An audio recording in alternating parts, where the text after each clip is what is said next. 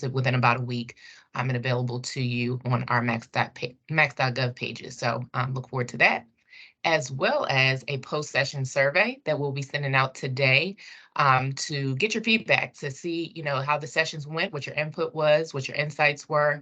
If you have any suggestions and or recommendations for future budget line of business trainings and events, we would love to hear from you. So feel free to fill that survey out, as well as send us again to the email budgetlob@ed.gov, and we will make sure to incorporate that. So without further ado, I would love to introduce our speaker and presenter for today, Mr. Tony McCann. Mr. McCann has successfully carried out assignments in the most senior level of both federal and state governments. He was appointed and confirmed as Secretary of Health for the state of Maryland.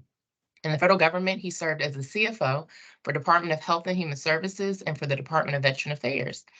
In Congress, he was appointed as a staff director of the subcommittee on the Department of Labor's Health and Human Services and Education-related agencies of the House Committee on Appropriations, after earlier having served on the staff as a Senate Budget Committee, of the Senate Budget Committee. He also has a background in international humanitarian assistance, and he has taught budget and policy courses at Georgetown University and the University of Maryland for over 30 years, as well as being our renowned budget line of business trainer. So I had to drop that in, Thank you, ma'am.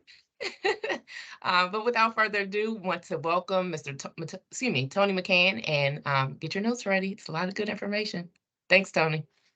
Well, good morning, everybody. I assume everyone can see the screen. Just a note on how we'll proceed. What I intend to do is stop once or twice during the presentation and at the end for questions. Questions can be asked in two ways. One, via the chat, and one, if you just put your hand up. I believe Aisha or Dorothy will be watching, and we'll try and answer as many as we can during the session. In addition, if you have questions that were not asked or questions that come up after the session, you can email the budget line of business at the email Dorothy mentioned. She'll mention it again, I think, at the end, and they will forward it to me and I will answer it. With that, let's get underway. First of all, we've got some preliminaries and some preliminary definitions. The first definition and issue is the relationship and the difference between authorizations and appropriations. On the left-hand side of your screen, you see the initial section of an authorization, in this case for the maternal and child health block grant. As you can see, there are many items in there related to payments, related to who has the authority, what kind of services they can provide with the money, and so forth. And at the top, in section 501, which you see down in the bottom on the left-hand side, is the authorization for appropriation.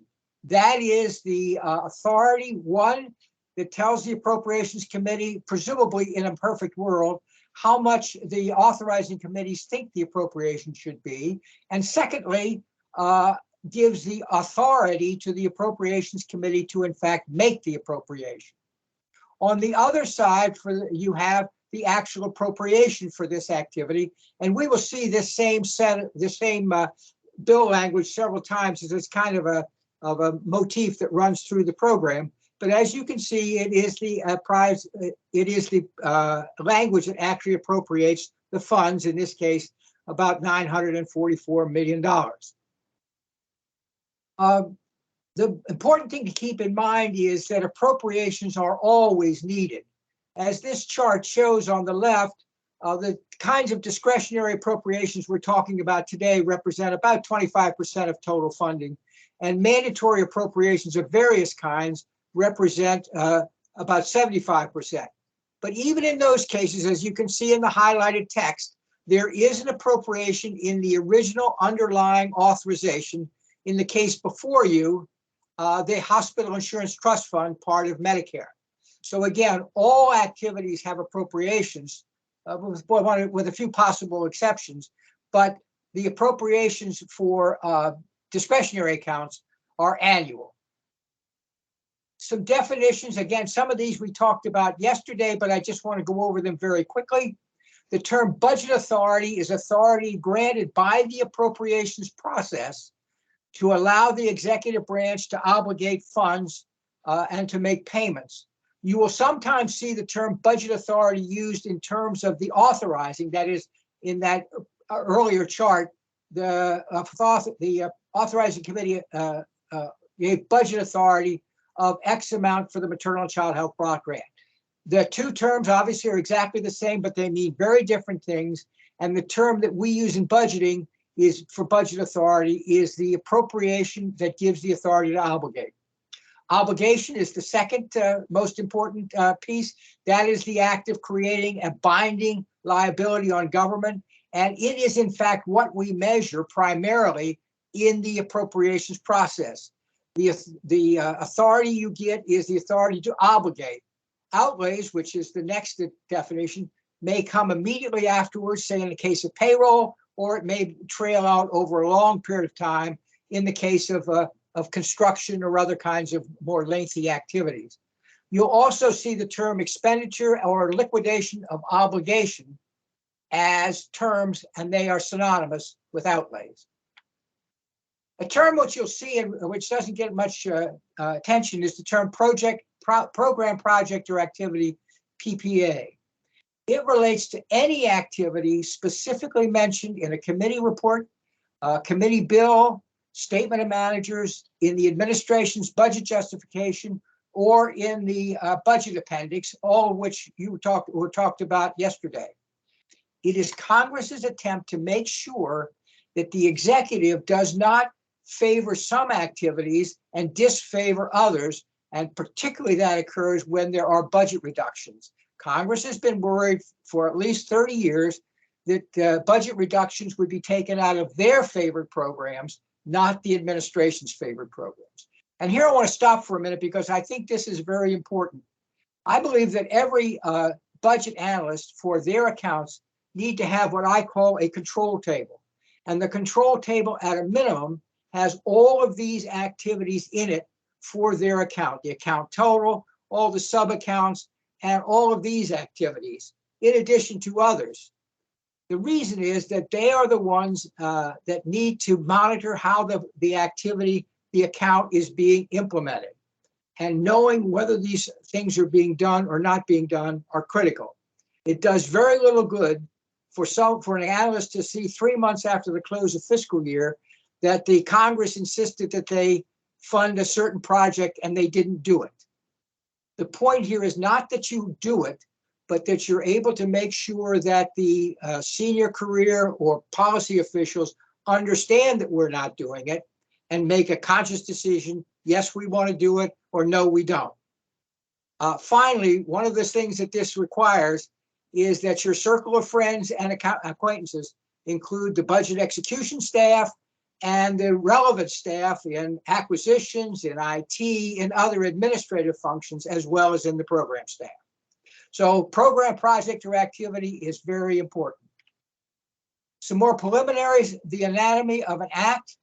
You're going to talk about this a little bit more later on, but keep in mind that historically we used to pass acts as separate activities. And so here you have a statutory citation and the public law number for a particular piece of legislation.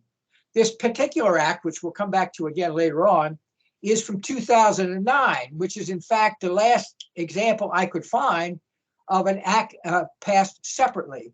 Increasingly now, most acts are passed via omnibus bills.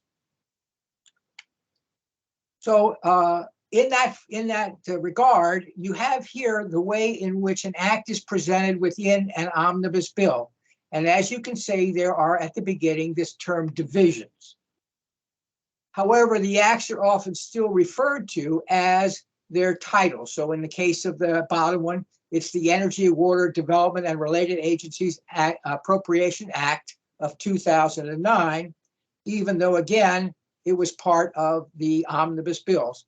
And at the bottom of the page, you can see a link to congress.gov in which you can find all versions of that bill, subcommittee, full committee, floor action, conference report, public law, assuming Congress actually did that for these particular pieces of legislation. The second thing you have is the title.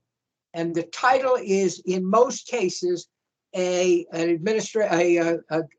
cabinet department. So as you can see in the first case, you have the Department of Labor, and virtually all appropriations bills have independent agencies. So you will have a second title down there of independent agencies.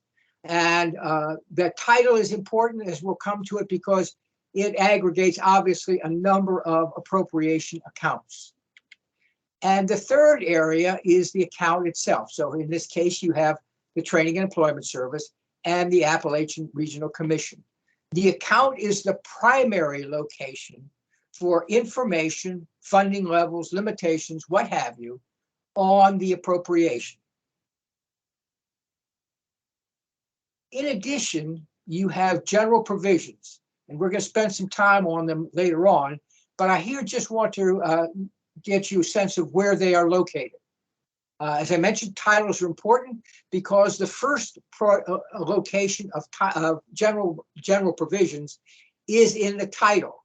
So here you have an example in the Department of Energy. You have general provisions that apply only to the accounts in that title, namely in the Department of Education. The second area you have is general provisions of the overall Appropriations Act. So these provisions would apply to any account funded in the Energy and Water Bill. Thirdly, in a completely separate appropriations bill, that is the final Financial Services and General Government Appropriation, you have government-wide general provisions, and they apply to all appropriations in the appropriations for that year. Now, I want to make an important point here about appropriations generally, and that is they simply do not change very much. Here you have two examples, 2015 and 2022, 7 years of an appropriation for the federal prison system. And as you can see, there have only been 4 changes. One, which you would expect, which is the dollar amount. The second is relatively unique, which is a new piece of legislation was passed sometime in the intervening period, and Congress wanted to set aside funds for it. So that's that second notion of the first notation of the First Step Act.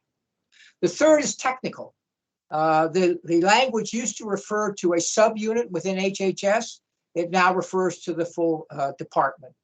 And finally, there was a change for what is called contract confinement. That's private jails, that used to be available for 2 years, now available as until expended. And we will talk about those terms later on. But the point I want to make here is that once you understand your appropriation account, the issue is not the whole account as you go forward or as you look at subcommittee and full committee versions. It is rather what is different. And therefore, I think all of you know how to use various kind of text comparison software. And so what you're looking for is really what are the changes that have been made, and they will be relatively few from year to year or from point to point in the appropriations process. Now, later on, you're going to spend some time in budget execution talking about the Anti-Deficiency Act. And so I'm not going to spend a lot of time here, but I do want you to keep in mind that the most important element, first of all, I'm going to start again.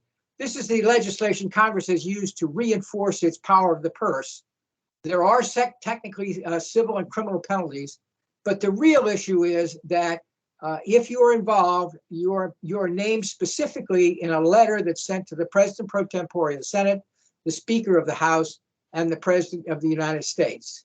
The point is that this is for the purpose of making sure that funds are obligated only for the purpose stated in the Act, only during the time available to make the obligation, and only in the amounts set aside. And again, you'll spend more time on that later on, and you'll see how it relates to the acts in just a moment. So now we want to talk about the parts of an Appropriations Act. There are 3 essential elements within an Appropriations Act, and the first is purpose. Here you have an example of a purpose. The purpose is almost always at the beginning, and this language for carrying out or for something goes all the way back to 1791 and the beginning of the Republic. In this particular case, you have a very specific set of purposes. That is the specific titles in the Public Health Services Act and in the Social Security Act. The importance here is if the activity that is funded is not, for which funds are obligated, is not authorized in these specific sections, it is an Anti-Deficiency Act violation. Often, as you saw in the earlier slide, legislation is referred to by its statutory, U.S. statutory large citation, sometimes by the United States Code. But often it's hard to find these things that are in what are called the common name, the Public Health Services Act, the Social Security Act, and so forth. You can, however, find them in govinfo.gov, and the link to that is at the bottom of the page, so you can find the complete text of the Public Health Services Act, Social Security Act, etc. This example is a little bit broader for the Smithsonian. It simply says expenses as authorized by law. And that's a very broad authorizing activity for purpose. So the purpose is a very specific in some cases, but is the first element, essential element. The second element is time, as amount. And here you have examples. This is very clear. You've got 900 and some million for maternal and child health and 26 million for the Kennedy Center. Once again, if the total obligations under this appropriation exceed this amount, it is an Anti-Deficiency Act violation. Sometimes, however, Congress will set aside amounts within the total, and those are referred to as earmarks. They are not to be confused with the earmarks for pork projects, which we'll discuss a little bit further on. But they are earmarks that set aside amounts of money. So in this case, you have $100,000 for basically uniforms and $6.9 million for various acquisitions and collections activities. The point here is that under the general authority provided by law, as we talked about earlier, the Smithsonian can spend as much as they want and need on these particular activities. However, these limitations limit the total amount that can be spent to the amounts designated. And once again, if the amounts spent on uniform or on collections exceed the amounts in this piece of legislation, it's a violation of the Anti-Deficiency Act. Now, sometimes, just to make things a bit more complicated, you'll have this issue of receipts or fees. The underlying rules of federal financial management is that all revenues and fees that are collected must be returned to the Treasury.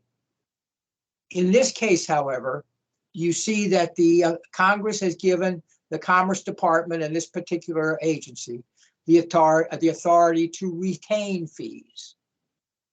The critical issue and the important issue here is sometimes this language is written in such a way that the amounts available are the appropriations plus the fee.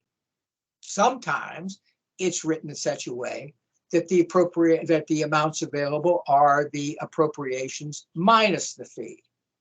And here, once again, your network of connections within your agency, it needs to include the person in the legal counsel's office who is the appropriations law person, and they're the folks who can help you understand exactly what the requirements are. So amount is the second essential element in an appropriations account. And the third is time. Now, unless otherwise stated, all appropriations are available for obligation for 1 year only, October 1 to September 30th. And in this case, you have a general provision for relating to financial services that further states that. And these kinds of restatements occur throughout appropriations acts. However, 1 year is not the only way that this occurs. In the case of the Corporation for Public Broadcasting and several other similar agencies, funds are made available 2 years in advance. So this is an appropriations bill for fiscal year 2020. That is October 19 through September 30, 20. These funds are available October 1, 21 through September 30, 22. A massive advantage for this agency. If there's a shutdown or failure to fund, not their problem, they've got their money. If there is any kind of a disruption, not their problem, they've got their money. So it is a massive advantage. It occurs relatively rarely throughout the appropriations world. The second is a no-year appropriation, again, primarily used for construction and similar accounts. Those are, as you can see, that they are to remain available until expended. Basically, that means until they're no longer needed. There are several rules about how that's defined, but here not necessarily relevant, probably discussed in budget execution. A bit more frequent, but still not very, are funds that are available for more than 1 year. A case here, you have funds available for 2 years. Now, remember, when you have funds available for 2 years being appropriated each year, you've got a set of overlapping funding sources, and you need to make sure that they are being kept separate. Because if you don't, you could accidentally end up holding it too long and having the funds expire, or spending it after the funds have expired and then have a deficiency violation. So this rather further complicates your issues. Finally, you have what's called an off-cycle appropriation. That is, in this case, one that's available from July 1 to June 1. This happens on occasion in supplemental appropriations that occur later in the fiscal year. Once again, this is a very much a complicating factor in budget execution, because obviously the world is set up for October 1 to September 30, and these kinds of provisions, these kinds of funds can get lost in the shuffle, and you end up obligating after the end of the fiscal year or forgetting about them and they expire. So clearly a way must be found to keep track of them. Again, going back to my discussion of a control table, making sure that you've identified those as an analyst and are making sure that they are being properly obligated so that they are fully obligated within the period of availability. So we've talked about the essential elements of an appropriation, purpose, time, and amount.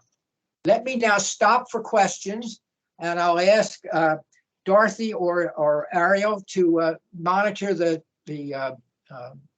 chat or manage the picture frames, and let me know if there are questions. Please ask questions now. Awesome. So Tony, we have one in the chat. Okay. Let's see. We have our earmarks to be reported. Oh, sorry, just it moved on me. Are earmarks to be reported as PPAs?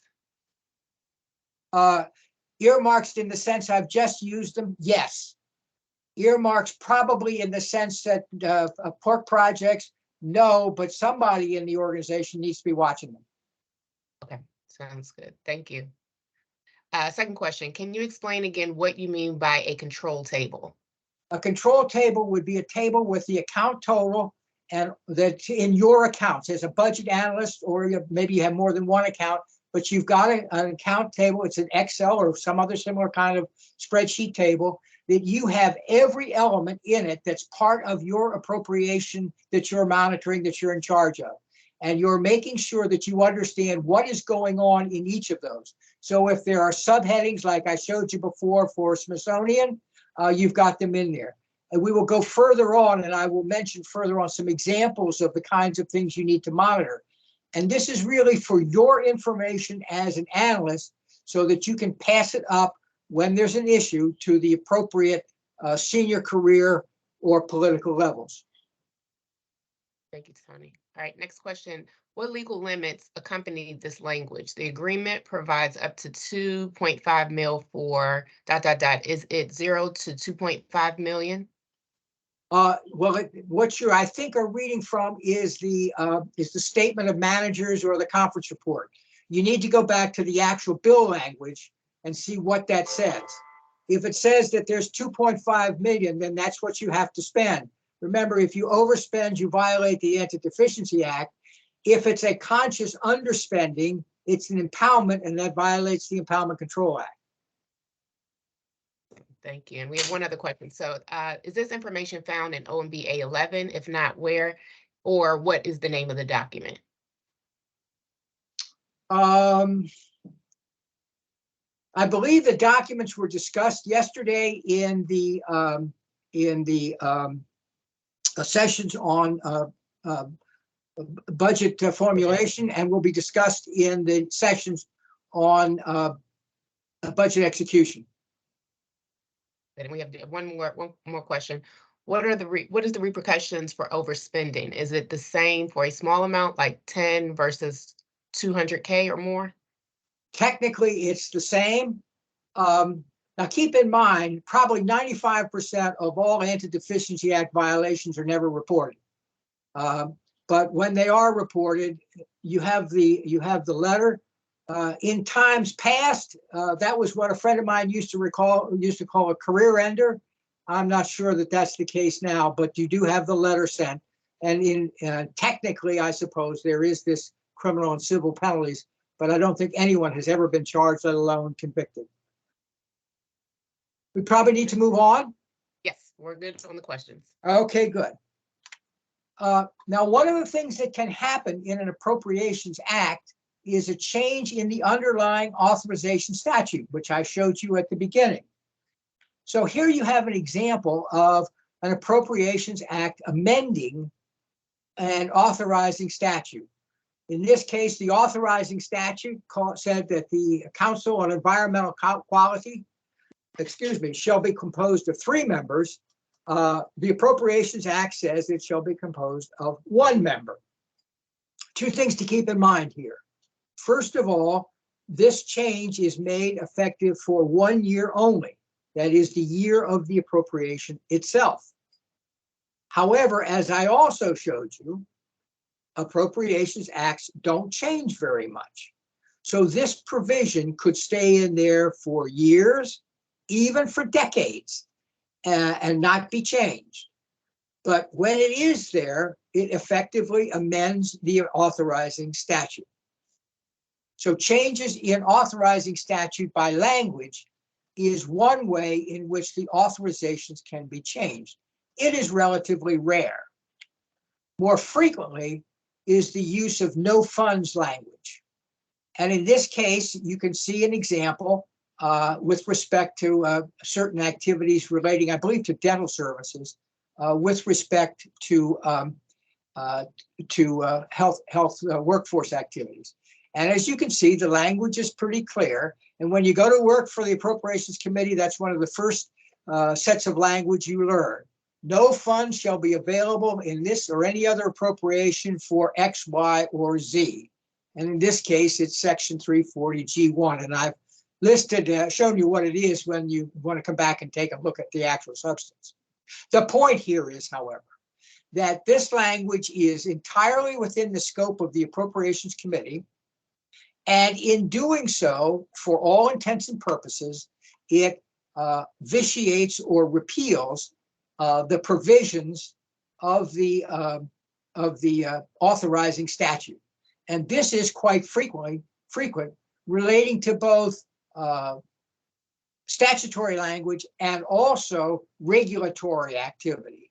So it is a very broad and quite frequently used activity, and one in which the downtown needs to be quite aware of what's going on. Because again, if funds are obligated, it's an Anti-Deficiency Act violation.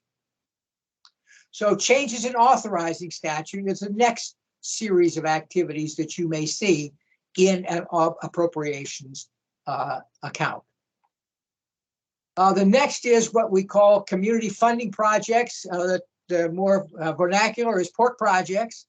They have come back over recent years. So we went through a hiatus of about 10 years when we didn't have them. They are back. The reason I include them is because for members of Congress, they are very, very sensitive about these issues. Certainly in the past, when Congress did things, one of the problems members of Congress had is showing to their constituency that they actually did something. And one of the primary ways they did that was to show them the projects that they had brought home to make the life in their particular community better. The point here is that on rare occasions, and here you have an example, the actual list of projects was included in the appropriations language itself.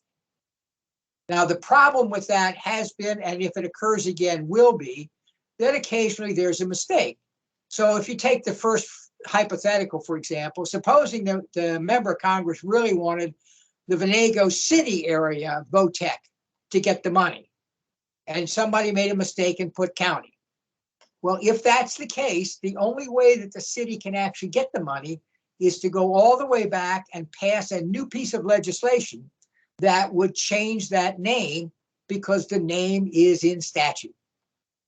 More frequently now, however, is what you see here, which is the amounts are set aside in total, in this case, $1.1 billion for projects, and those projects are outlined in the conference report. In this case, the term of art is the statement of managers. So this is a way in which it's far more simple, but again, making sure that your agency is following what is in the this list is critical, and it is extensive. This is just an example from a recent bill. This is one page for one agency, the Health Resources and Services Administration. There are on this page 12 items. There are 59 pages of items, roughly 700 total items for this agency alone. Now, keep in mind, in HHS, there's CDC, there's NIH, there are other agencies, and HHS is only one of, obviously, the many agencies and offices in the federal government. So this is a very large and heavy load. An agency needs to make absolutely sure that they are following these things very carefully because, as I say, members are extremely sensitive. And if there's a problem, if the agency that was supposed to get the money can't spend it or something else, members want to know that very quickly. So the second other items, now these last two are not essential, but they are often part of an appropriations account. Now we're going to turn to general provisions, but I'm going to stop for just a minute because I want to work through general provisions and ask again, are there any further questions that have popped up over the last few minutes? So yes, we have a few. Let's see. The first one is, what is the correct official terminology for regular earmarks, pork? Community funding projects is the current one. Next question is, please explain what an omnibus is. An omnibus bill is any bill, but in this case, an appropriations bill that contains two or more appropriations bills as part of the entire project, part of the entire bill. In many cases this year, in the recent past, all 12 appropriations bills are incorporated into a single piece of legislation, and its term is an omnibus bill. Right. One other question: what is a statement of managers? The statement of managers or the conference report.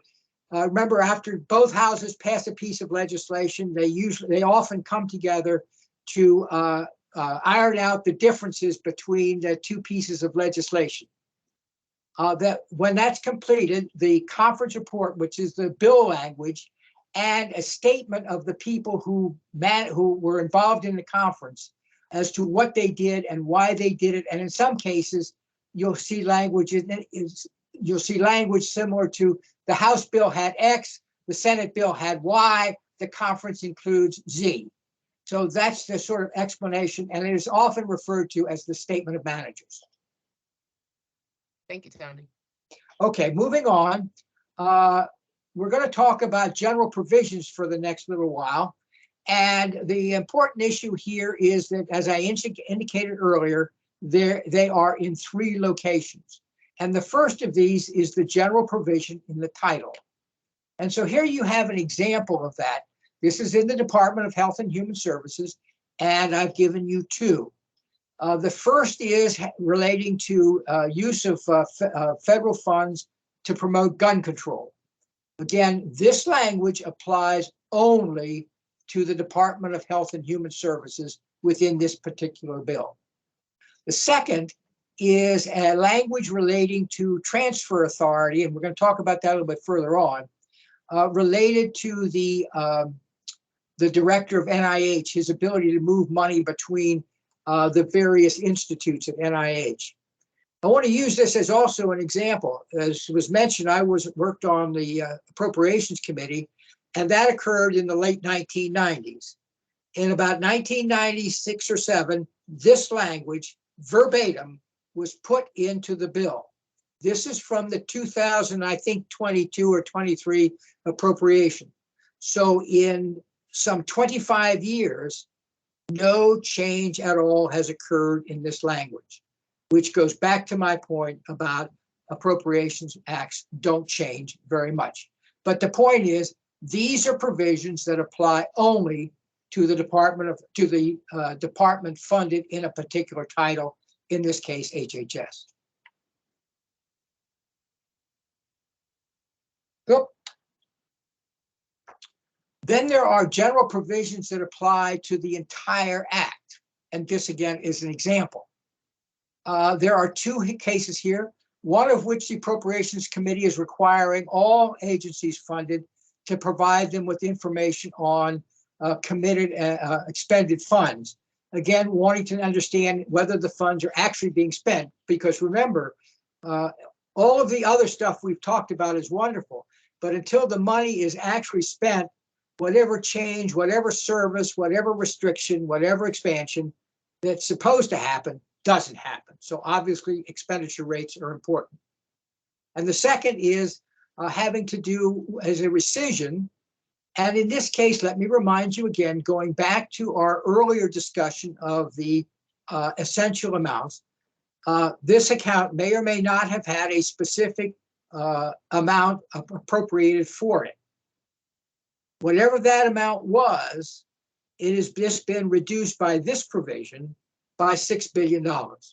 So the point is that all elements within the appropriations bill can have impacts.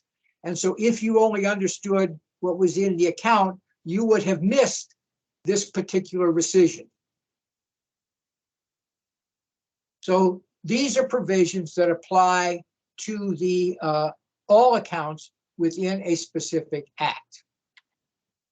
Now, I want to spend just a moment, because one of the things that Congress is really sensitive about, very sensitive about, are moving money around. And there are 2 terms of art here which are important. One is a transfer.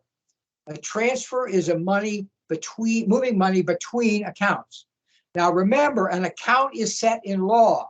So without permission, there is no capacity to move money between accounts. To do so would again be a violation of the Anti-Deficiency Act.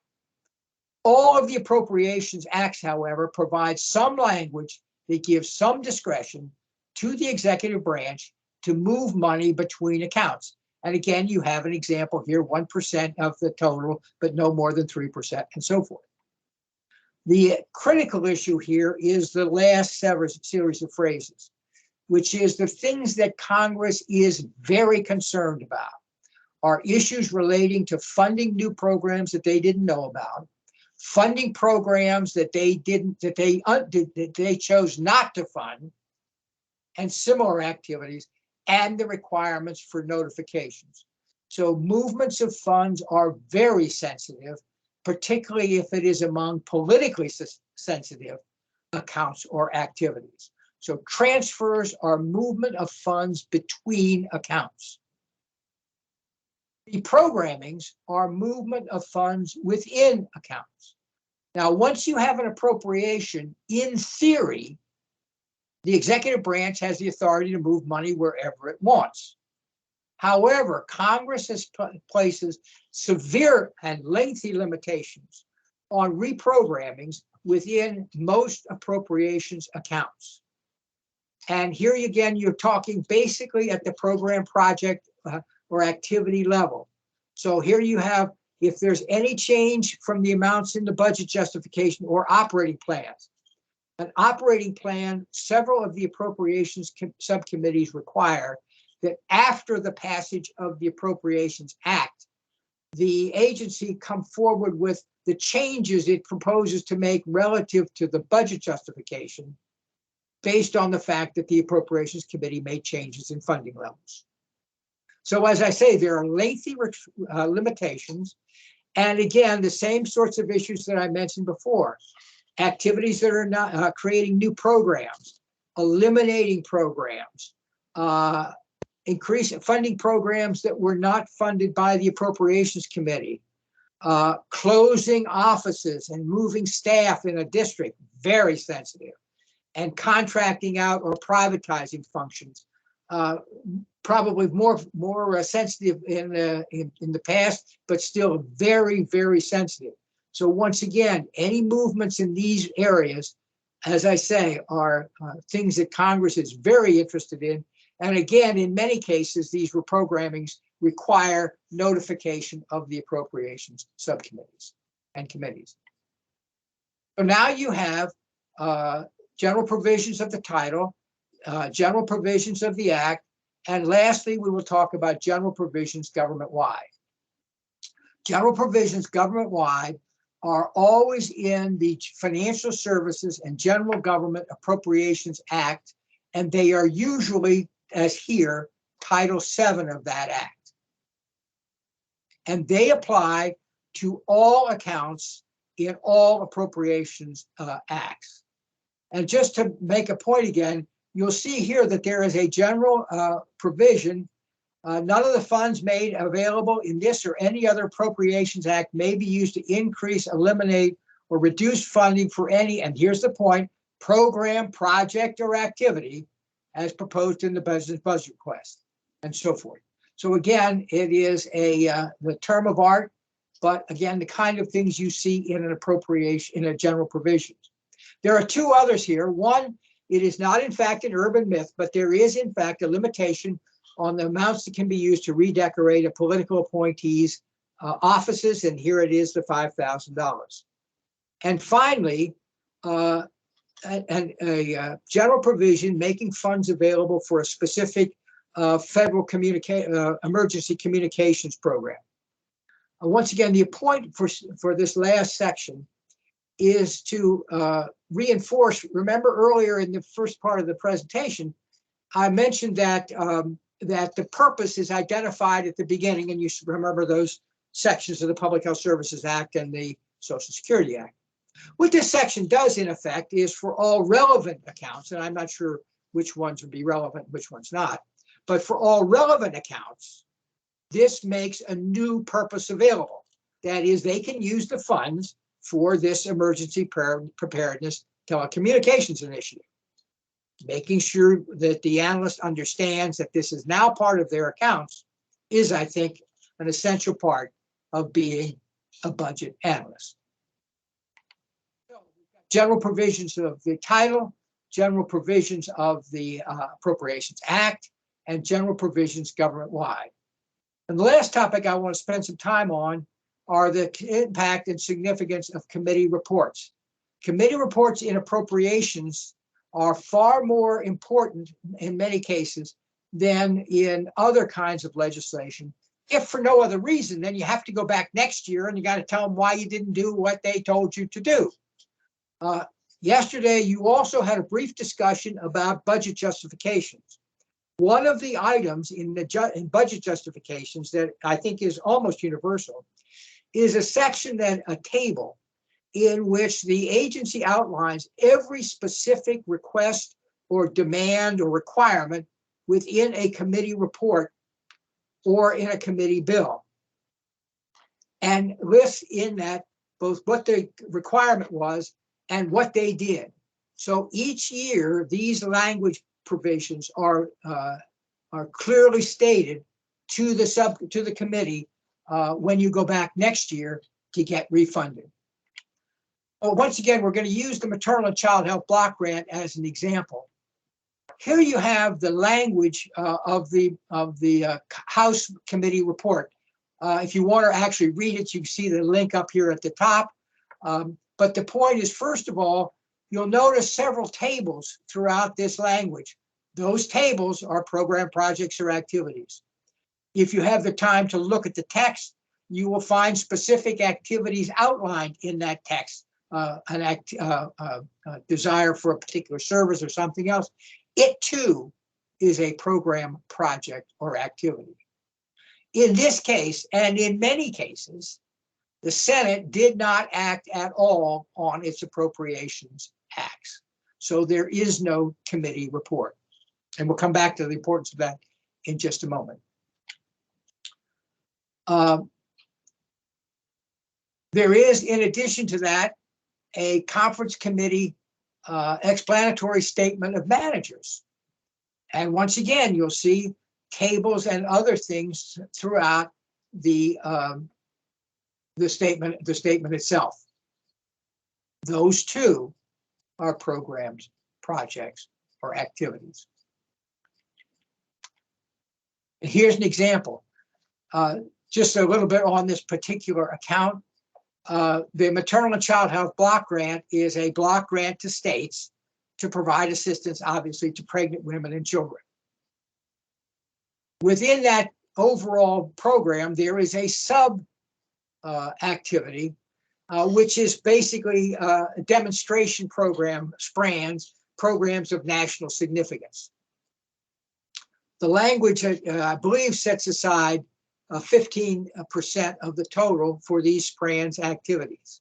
So you now have a subunit within the Maternal and Child Health Block Grant.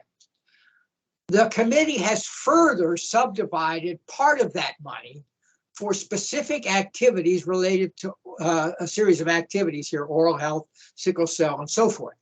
So you can see that the committee has drilled down to a relatively detailed level.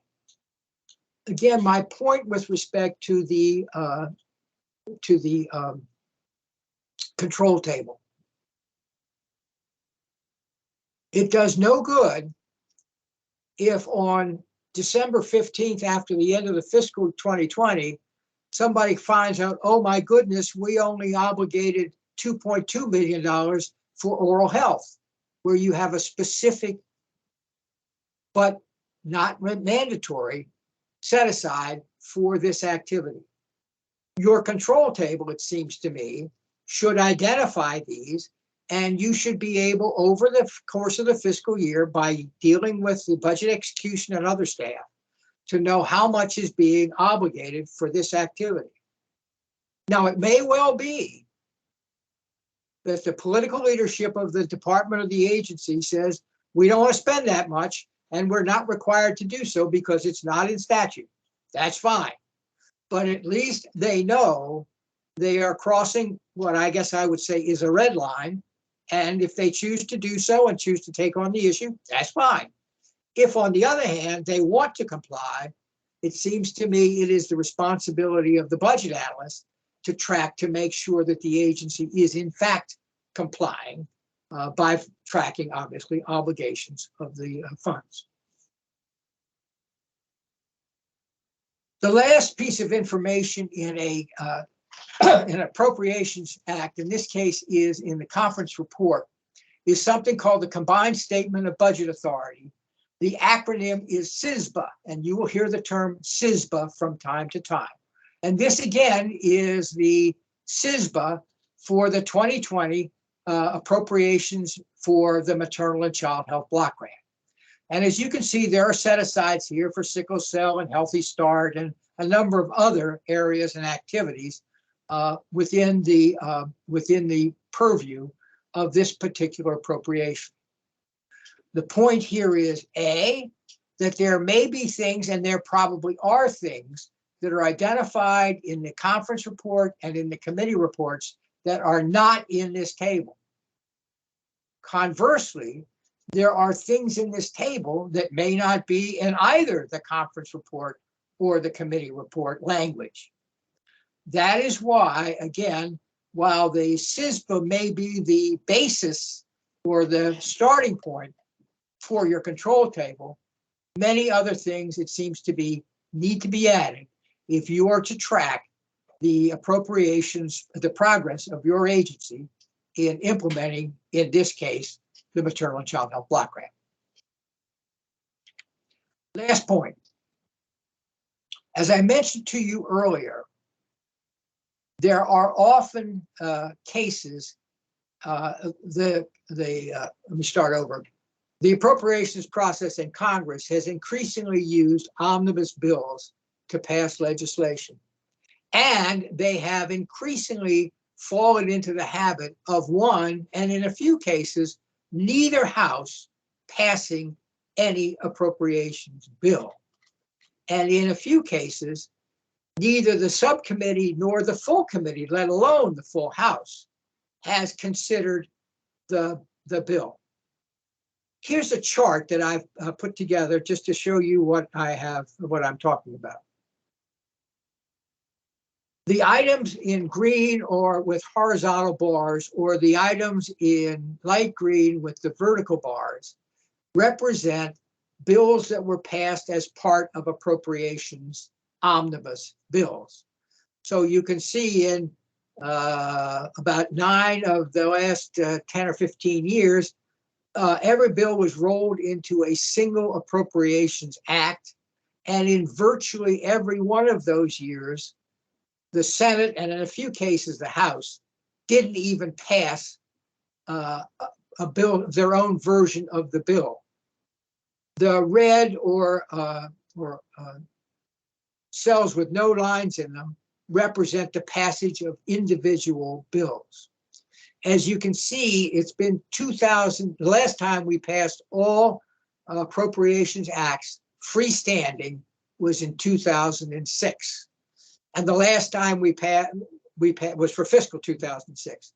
And the last time we passed any freestanding appropriations bills was in 2010, fiscal 2010.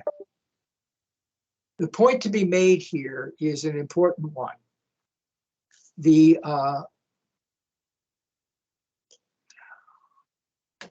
Sorry about that.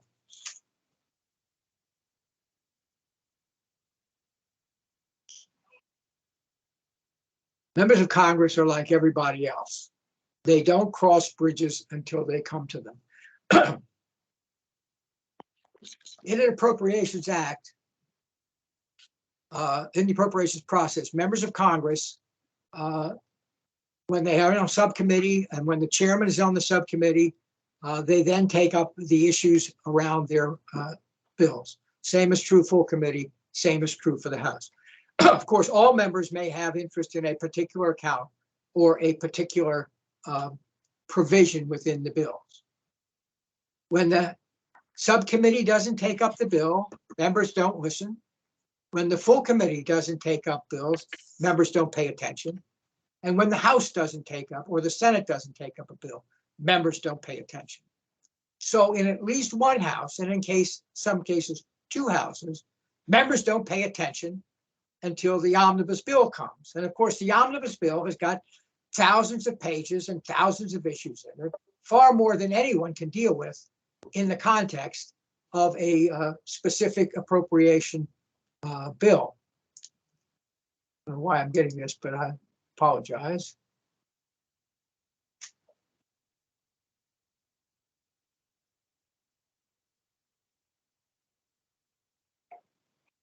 What that means, ladies and gentlemen, is that bills that pass are essentially staff documents.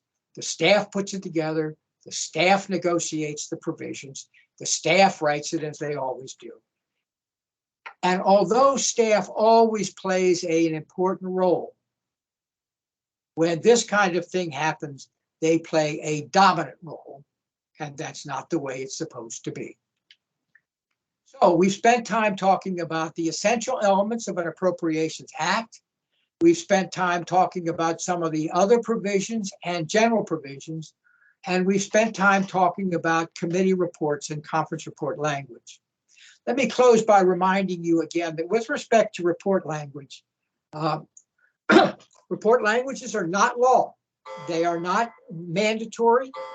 They are not language that can require or implement an Anti-Deficiency Act violation if you don't do them, but they are important.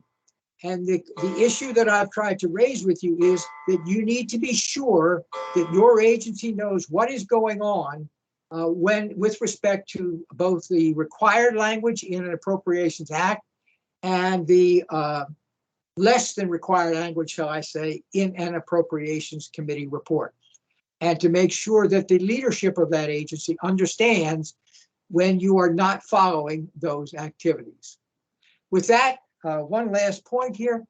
For your information, I have provided here a list of Congressional Research Service documents. Yesterday, you may recall, one of the speakers talked about the value of these CRS reports. They are incredibly valuable. If you're not familiar with them, you need to become so by looking at the congress.gov that I showed you the link earlier in the presentation. And these are a set of reports that will help give you more information about any of the provisions that we have spoken of. With that, Dorothy, I'm through, and if anyone has any questions, we've got 10 or 15 minutes. So if we got lots of questions, that's fine. If not, we get a longer break. All right, sounds good. Thank you, Tony. Appreciate it. All right, so we have a few questions in the chat. If an account is not impounded, but also not fully expended, is it technically allowable for Bureau agency leadership to repurpose the funds for similar purpose account in time?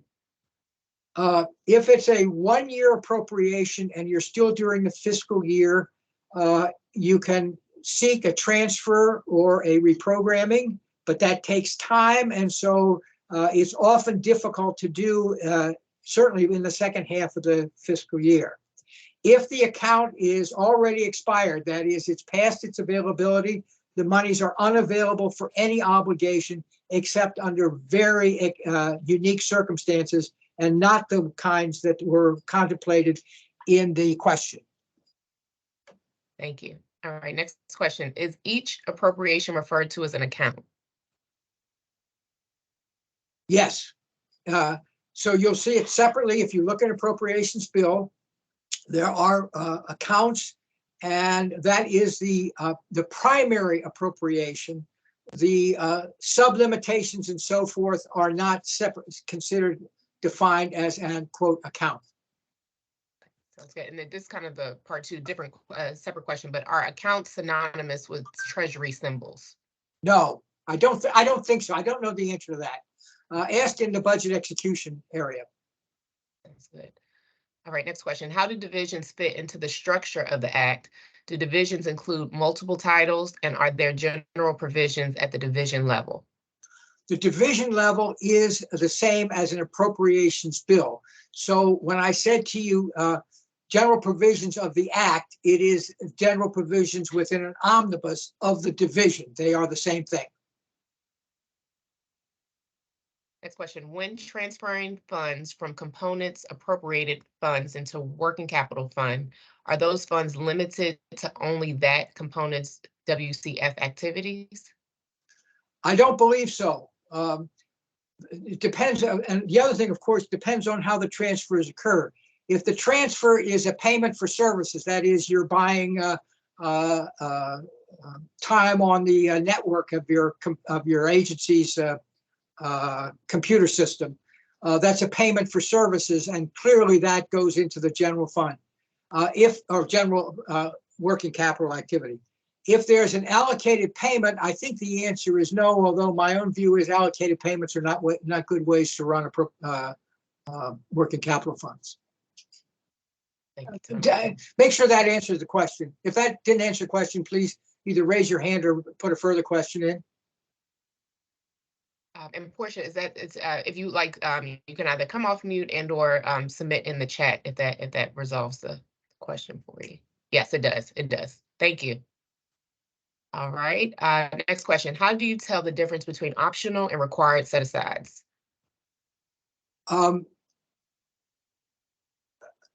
Optional in the sense of not required by law.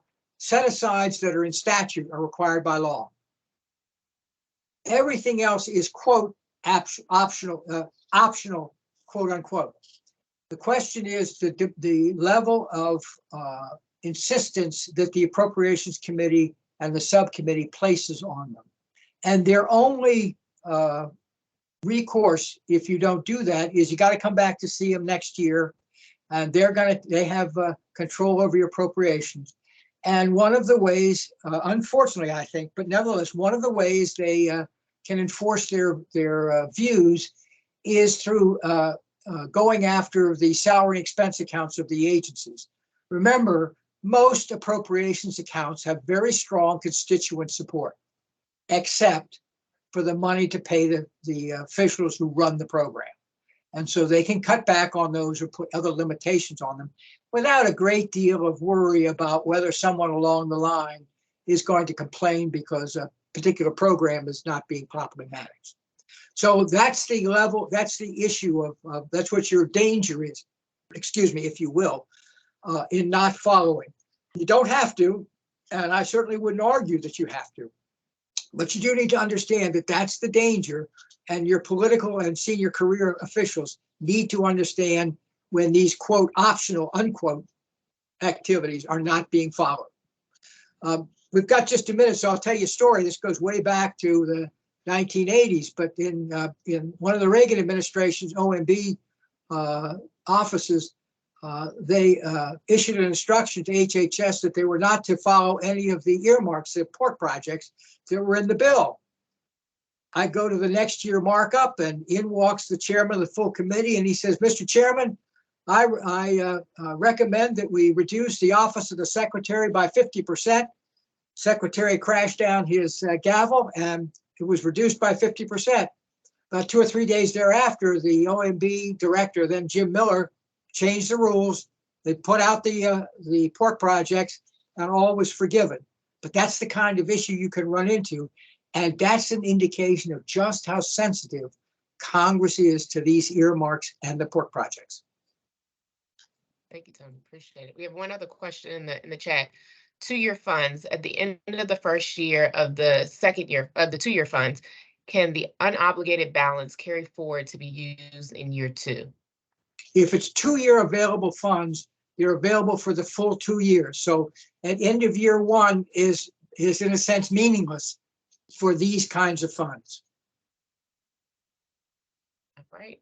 I think that is it for the questions in the chat. If anyone has any questions that want to come off mute, we have about 10 minutes left in this session. If not, feel free to send an email to budgetlob@ed.gov for any unanswered questions and inquiries, and we'll make sure we'll follow up with Tony on the answers.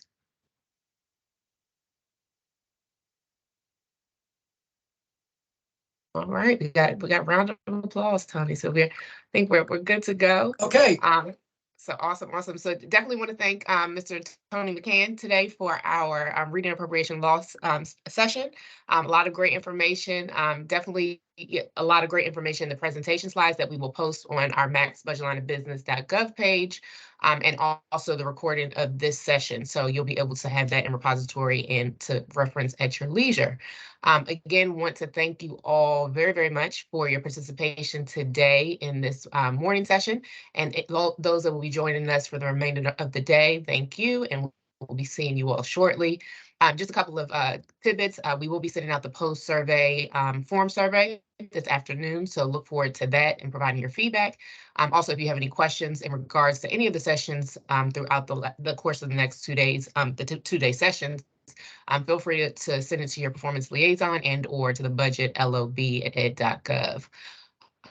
If that is all, I will grant you all a few more minutes before our 10:30 session, and look forward to speaking with you all and meeting with you in a few minutes. All right, have a good rest of your day and Wednesday.